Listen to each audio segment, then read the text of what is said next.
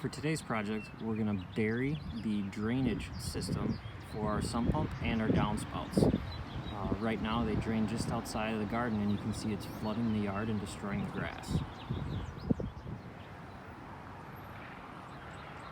What you do is call your utilities and make sure that your yard gets surveyed and you have no buried utilities where you're going to be digging. We've done this already. Next, before we do any digging, we made sure that we came up with a plan on how we want to route the pipe underground. Once we have the yard surveyed, we can go ahead and get started digging. Materials needed for this came in at under $150.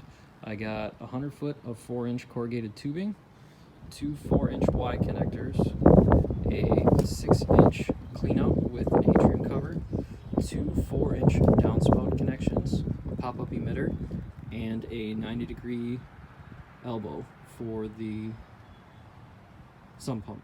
Alright, so at this point you can see we've got our trench dug all the way to the house, so now we can start laying pipe.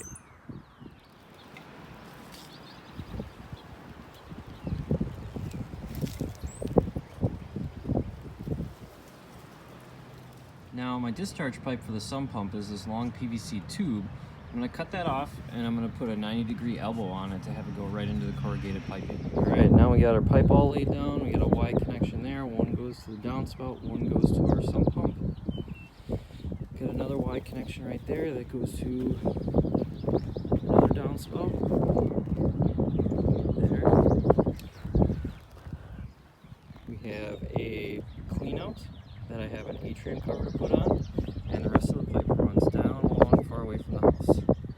Now with the discharge hose buried, at the end of it, the last 4 feet, I took a 1/4-inch drill bit and I drilled holes along the bottom for drainage. And the end is set in gravel. Alright, so we got the majority of the piping is buried under the ground. You can see the clean out there with the atrium cover, and going outside the yard